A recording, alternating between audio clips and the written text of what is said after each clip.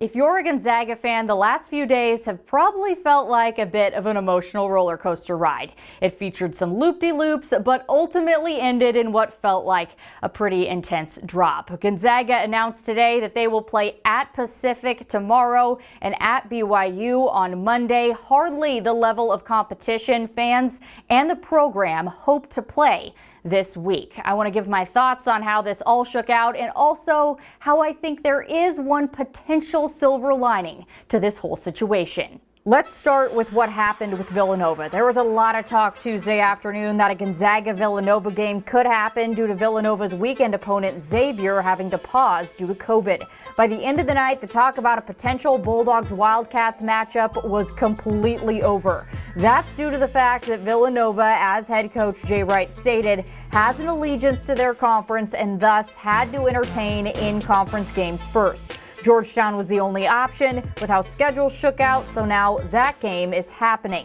I really can't fault anyone here, especially since Villanova has only played 6 conference games so far due to COVID protocols, while some other teams in the conference have played 12. Oh, and just one more thing.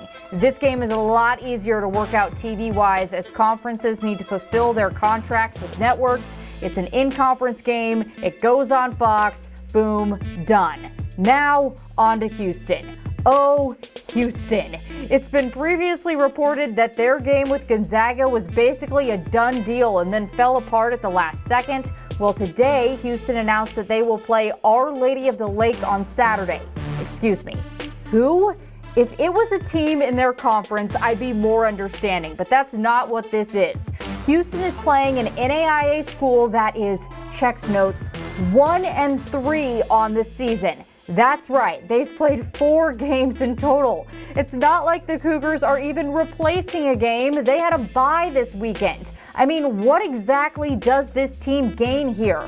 I guess you fulfill getting a game on ESPN Plus. Honestly, I think they're better off not playing. What if somebody gets injured? Because Gonzaga pursued a game with Villanova after the Houston deal fell through, this tells me that this was an issue most likely either on Houston's end or within the American Athletic Conference's higher-ups. If that's the case, shame on you. Just one more thing. A point that was brought up today was that Houston would have had to travel to East Carolina, then Salt Lake City to play Gonzaga, and then to South Florida in 8 days for their games. So that could have been a concern. I'm not buying it.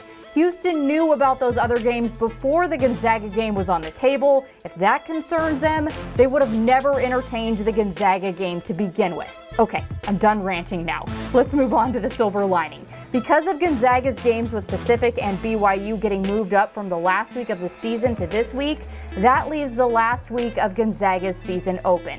That means there is now a chance the Zags will play their final week of the season at home, potentially making up conference games against LMU and Santa Clara, the 2 home games that got canceled this week, depending upon if those 2 teams have end-of-season COVID cancellations. If the Zags keep winning, they could wrap up an undefeated regular season in the kennel. That really does feel like the way this should all go down. They should be able to celebrate something so momentous in their own facility.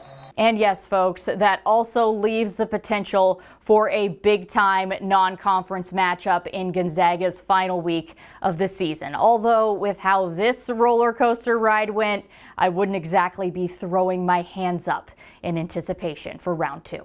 That's it for sports.